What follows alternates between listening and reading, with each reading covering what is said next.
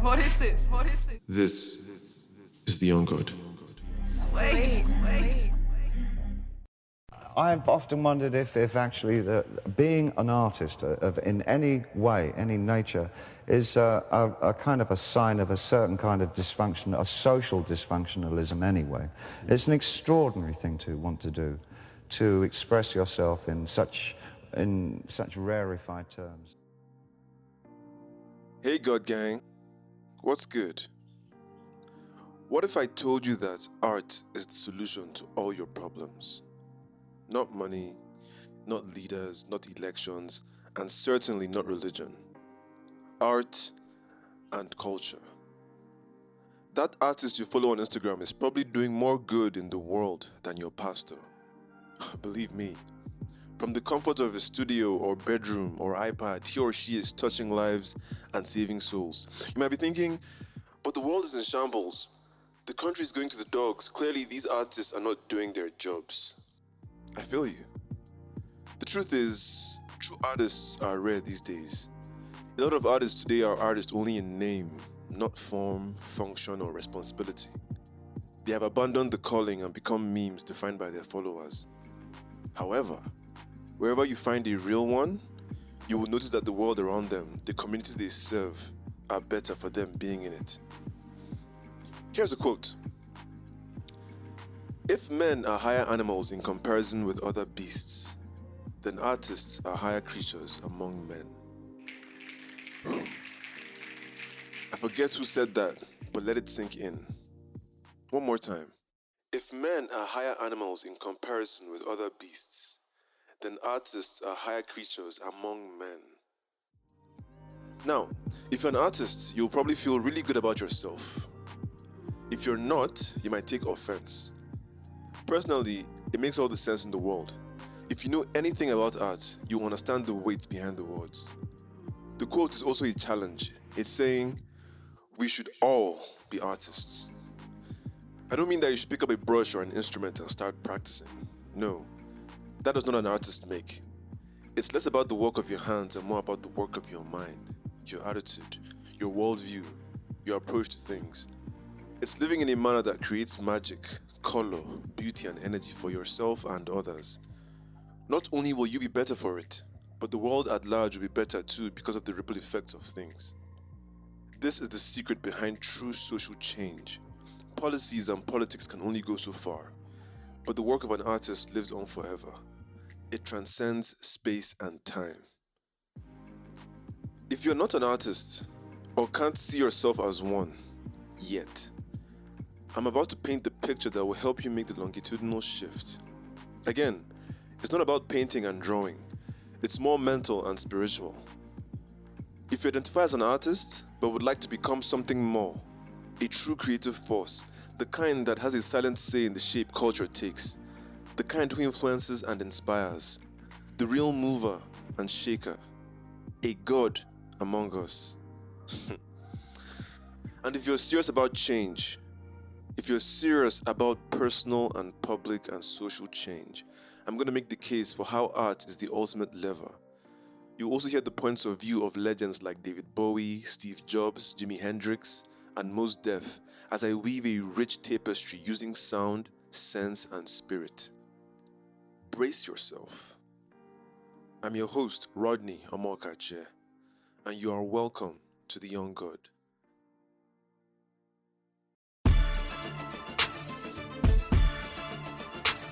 Yeah. Stand back, gotta talk. Watch cost.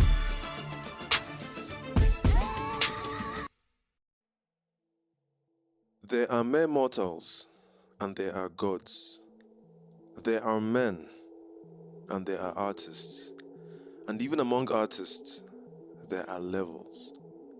Pablo Picasso made the distinction when he said, there are painters who transform the sun to a yellow spot, but there are others who, with the help of their intelligence and their imagination, transform a yellow spot into a sun. One more time. There are painters who transform the sun to a yellow spot, But there are others who, with the help of their intelligence and their imagination, transform a yellow spot into a sun. Picasso is saying that there's a difference between being a mere painter and an actual artist. They both make art, but there are levels. According to Merriam-Webster, an artist is a person who uses conscious skill and creative imagination to create art. Emphasis on conscious skill and creative imagination. Sounds like they borrowed that one from Pablo, doesn't it? Now, if you observe people, you notice that some have skill, but not imagination. Some have imagination, but have no skill. An artist is one who has both. However, imagination is the real cocoa here. It is everything. It's the difference between copper and gold, between and art. Which begs the question, what really is art? According to Merriam-Webster, art is the conscious use of skill and creative imagination, especially in the production of aesthetic objects. The key words here are production of aesthetic objects, which means that art must have the quality of being beautiful, easy to look at, aesthetically and visually pleasing. Now, just as there are levels to artists, there are levels to art itself. There is good, there is great, and there is magic. Magic as in the kind of art that isn't just good to look at. It also provokes thought and emotion. It inspires, it moves you, it shifts the needle. To create at this level, skill and imagination are just the beginning. This is where we need to make the distinction between a real artist and a faux artist, as I like to call them. I know what you're thinking, but if the shoe fits. A true artist is one who, in addition to their skill and imagination, has something in their head or their heart that they want to say. It's like, I have to get this out. The medium doesn't matter. They are compelled to create the same way a vampire craves fresh human blood. It's an unquenching desire to express from an authentic place. A mere creator just pumps out more of what the audience wants. We speak of a captive audience, but now we're seeing captive creators. Creators who pander to the audience. They don't create from a unique, authentic inner place. Always remember that the reason that you initially started working was that there was something inside yourself that you felt that if you could manifest it in some way, you would understand more about yourself and how you coexist with the rest of society. I think it's terribly dangerous for an artist to fulfill other people's expectations. They generally produce their worst work when they do that. A true artist also has good taste and discernment. They have high standards and high expectations of themselves. Because it's one thing to create, it's another to know what is good, what is worth putting in and leaving out. The average artist puts out everything that's in their head, but the true artist is one who can judge the quality of his work with extreme prejudice and take out the trash. Unlike the average artist whose tastes stay stuck, a true artist's tastes evolves and takes on new depth. The only problem with Microsoft is they just have no taste. They have absolutely no taste, and what that means is, I don't mean that in a small way, I mean that in a big way, in the sense that... This is Steve Jobs, by the way. They don't think of original ideas, and they don't bring much culture into their product. And Microsoft's just, it's McDonald's. In addition to skill, imagination, desire, and taste, a true artist has lived life. They know how to live. Their inner worlds are rich with life experiences, and their art is a physical reflection of that.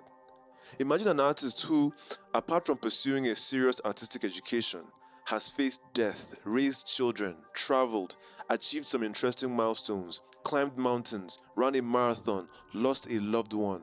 I could go on. To the average person, these are just things happening to them. But to an artist, it's fodder for their next masterpiece. The true artist can transmute their life experiences into art that is carefully conceived, masterfully made, and a unique interpretation of a concept or idea. This higher-level artist can create art of historical significance that captures the spirit of the times, making it valuable across fields beyond art. And because they understand this process, they purposefully put themselves in situations where they can generate new stories, insights, and sensations. They cultivate a lifestyle that enables interesting things to happen. Their life becomes art itself. In a sense, the work of creating art begins before they start creating, before they even pick up their instrument. The average person looks at a work of art and sees the talent, but beneath the surface beauty is a whole lot of code and information. Art collectors don't simply pay for the beauty of an artwork. They pay for the story behind it, the meaning infused into it, and the personality of the artist. That's the real value. You see, to be an artist, you have to be really engaged with your life, bad and good, especially the bad. Most people are only engaged when things are going well. But to find the beauty in the madness is what separates mere men from artists. Being able to do so is how you develop the emotional tools and the wisdom that will help you change the world.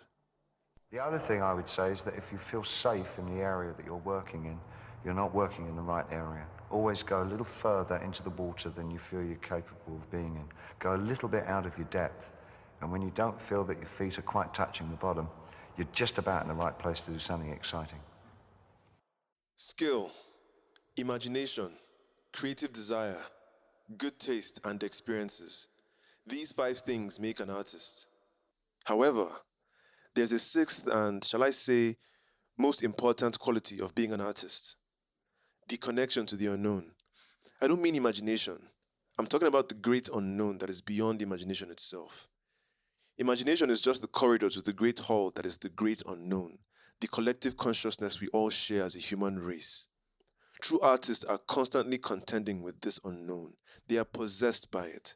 So it's like, after decades of properly dedicating themselves to their craft and the process, the barrier breaks open and inspiration begins to call from the great unknown. It's like having unfettered access to the thoughts of God. Through imagination, exploration, and articulation, the information, the inspiration moves from the unknown to the known, from dream to reality. And artists, true artists, are the people that stand on that line. They live on that edge. They're the ones that bring new ideas and unbelievable advances in all aspects of life. They elevate the mundane. They elevate the culture. They challenge what we thought was possible. They change the game again and again. They do the mental and spiritual dirty work for the rest of us and deliver a refined product for our enjoyment and engagement. It is for this reason that it is said, if men are higher animals in comparison with other beasts, then artists are higher creatures among men. Because this process, this power is no small thing. It's literal magic. Speaking of magic, in Spanish, there's a word called duende, spelt D-U-E-N-D-E, that describes the mysterious power of art to deeply move a person. They say it is that heightened state of emotion, expression, and authenticity felt by both the artist and the audience. The Spanish believe that the duende is an earth spirit who helps the artist see the limitations of intelligence, who brings the artist face to face with death, and helps them create and communicate memorable, spine-chilling art. An art critic wrote, "The duende is a power, not a work. It is a struggle, not a thought. It's not a question of ability, but of true living style, of blood, of the most ancient culture, of spontaneous creation. It is a mysterious power which everyone senses but none can explain. The duende's arrival always means a radical change in forms. It brings to old plains unknown feelings of freshness with the quality of something newly created, like a miracle, and it produces an almost religious enthusiasm."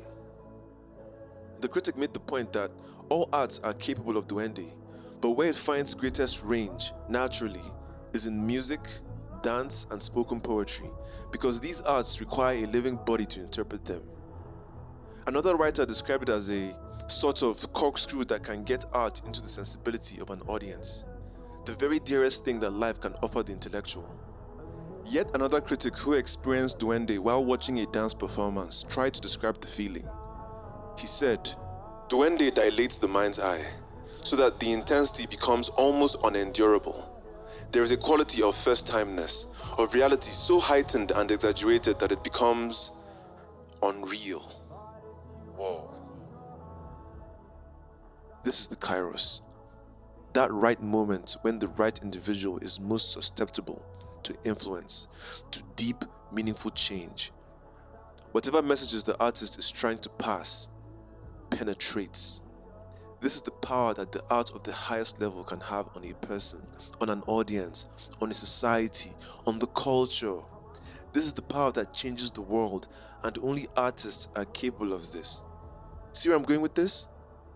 They say art should comfort the disturbed and disturb the comfortable. That's duende. And so, when I engage with the work of art, I look out for duende. Beyond the technique and the skill and style that the artist has displayed, I ask myself, am I disturbed or am I comfortable? Does deep call to deep? As an artist, can you imagine creating something that has that effect on people? Duende is what every artist worth their salt should aim at. When I think of the historically great artists that mastered duende, I think of Michael Jackson, Beyonce, Prince, for example. We see they have stage presence, but that's duende. Messi and Ronaldo, Stephen Curry and Michael Jordan, Serena Williams, Roger Federer, Djokovic, they are able to create that sensation time and time again. Leonardo da Vinci achieved this with the Mona Lisa, Michelangelo with his sculptures, me with this podcast. Yes. On a serious note though, people often ask why collectors pay so much for what amounts to gradations of light. They assume it's the artist's name, or the skill required, or the art itself that gives it its worth. It's much simpler than that. It's the feeling. People pay for art because it makes them feel. They pay for duende. Oh, and by the way, you can follow the podcast on social media. Twitter, at I am the Young God. Instagram, at the Young God Pod. I regularly post exclusive content and updates on events, all kinds of things. You don't want to miss that, so please follow.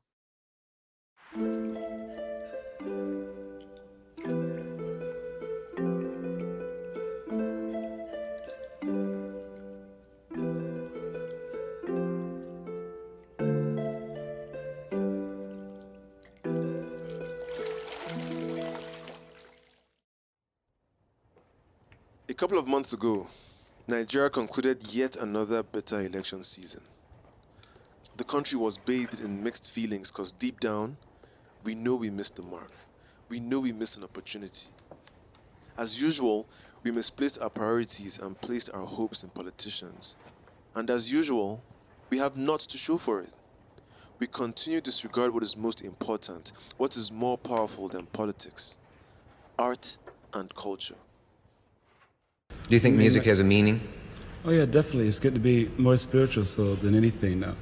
Pretty soon I believe that they're going to have to rely on music to get some kind of peace of mind or satisfaction, direction actually, more so than politics, because politics is really on the ego scene, you know. That's the way I look at it anyway.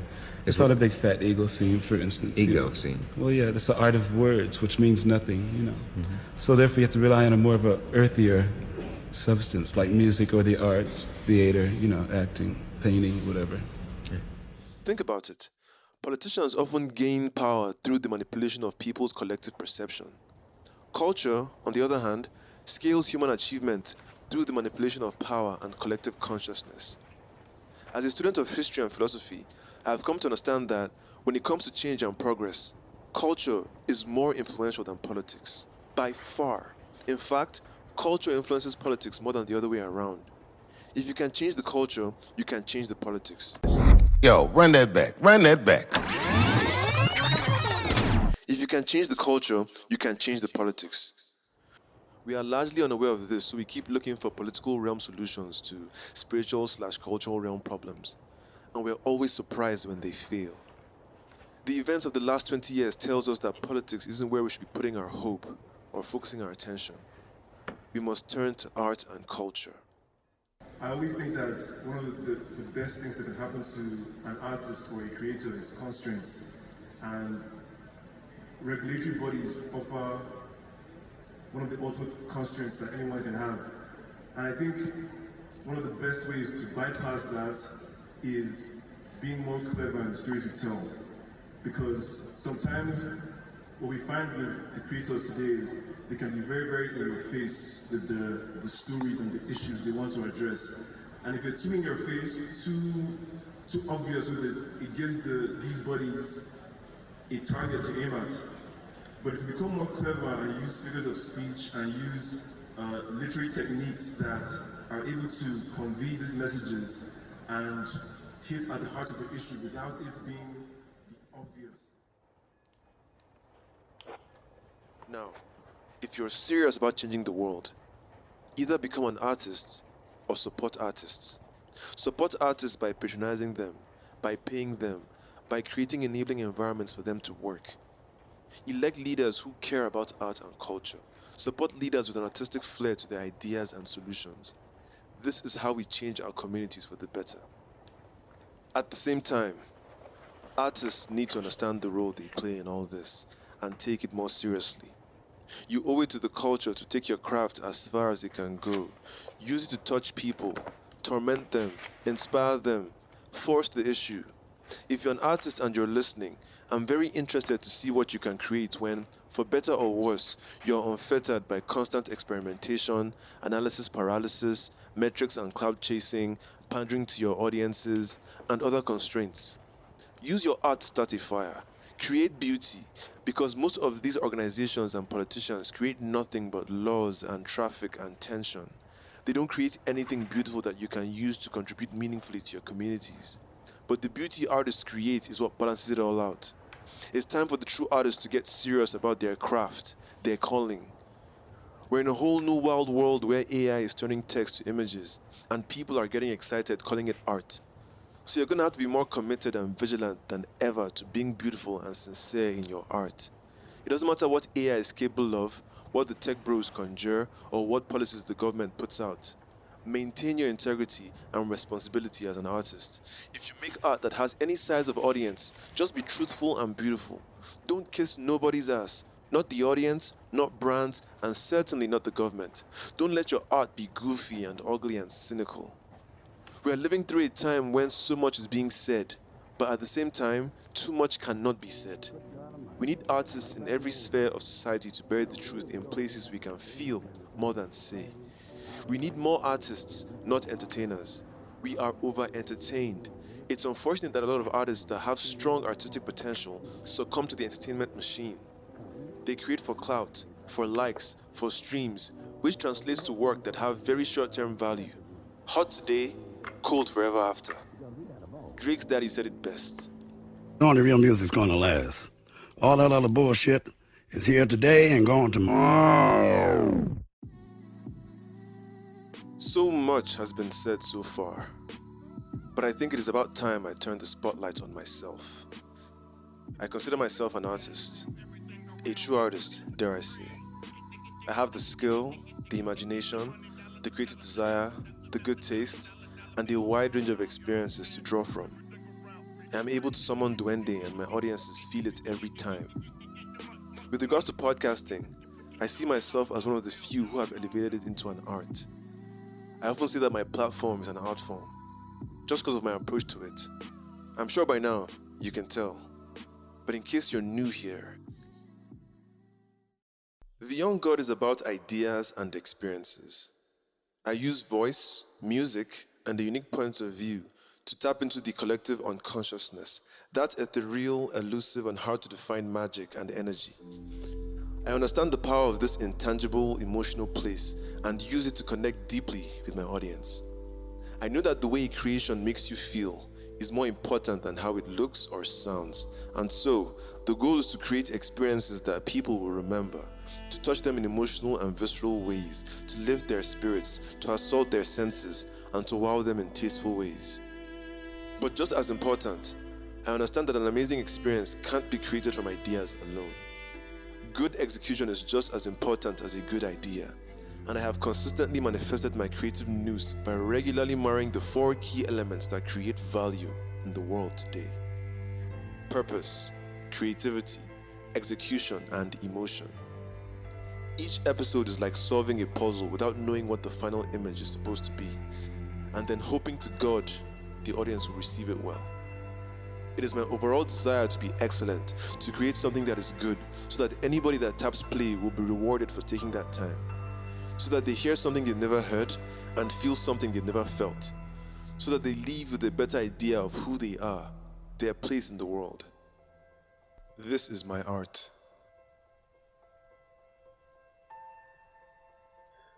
Let's take a moment to pause and breathe. Relieve the tension. Whatever you're doing, close your eyes, take a deep breath. In through the nose, out through the mouth. One more time. In through the nose, out through the mouth. Let's resume. I am saddened not by Microsoft's success. I have no problem with their success. They've earned their success for the most part. I have a problem with the fact that they just make really third-rate products. Their products have no spirit to them. Their products have no sort of spirit of enlightenment about them. They are very pedestrian. And the sad part is that most customers don't have a lot of that spirit either. But the way that we're going to ratchet up our species is to take the best and to spread it around to everybody so that everybody grows up with better things and starts to understand the subtlety of these better things. To be honest, I couldn't have said it better. That's the spirit. That's the idea. Steve Jobs understands that an artist's job is to see and show what others have missed, to elevate the taste and consciousness of the public, not show them what they've already seen over and over again. And that is yet another reason why I say we should all be artists, so that we can combine intelligence and imagination in our approach to solving problems, so that they stay solved as opposed to creating new, unintended problems, so that you can elevate whatever work you do into art, whether you're a civil servant, a librarian, a minister, a director at an NGO, a surgeon. You can be a grave digger for all I care. If you have a skill, do it well. Apply a little imagination. Try to see things from new perspectives. Stay curious and continue to gather knowledge and experience so that your well never runs dry. Pay attention to the life you live so that you can continue to find ideas and absorb inspiration. And as you continue to practice and improve, as you dive deeper into the process, you will see your taste evolve and your horizons broaden.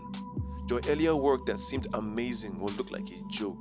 The gap between your skill and your vision will go from a huge leap to a small step.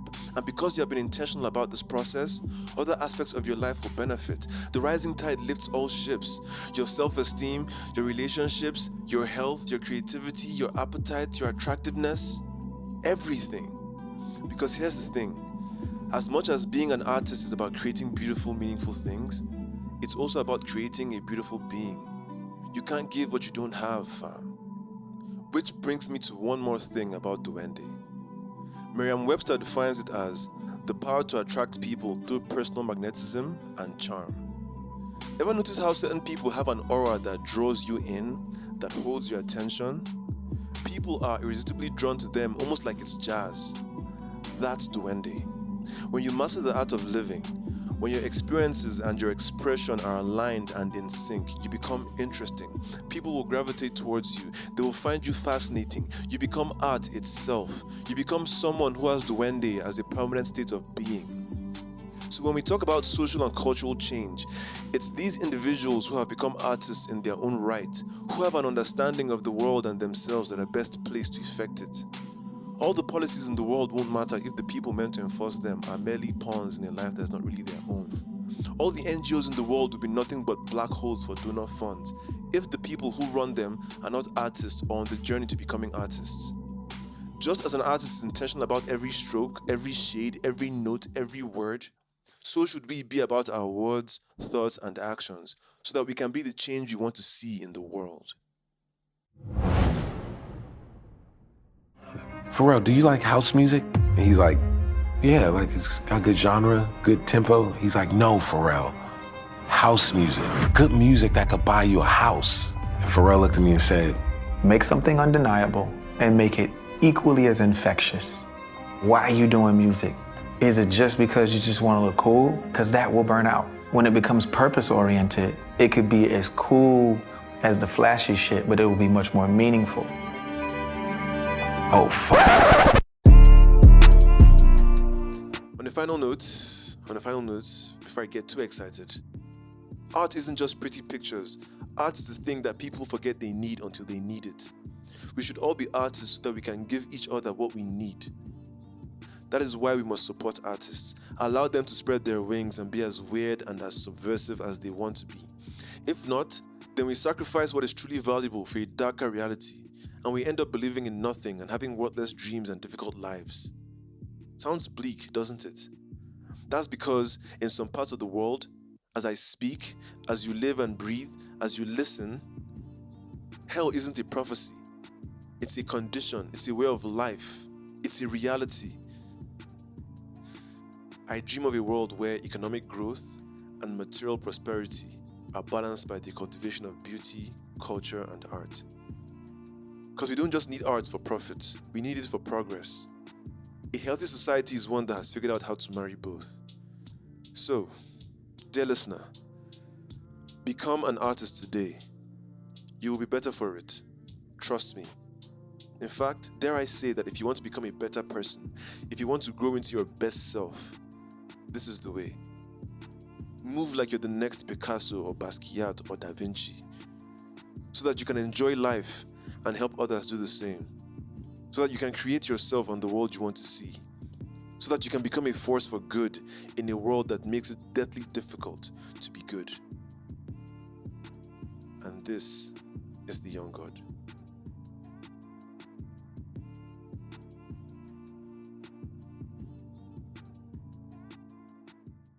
It's got talk. It's got talk. Let God talk. It brings some excitement to the word of God.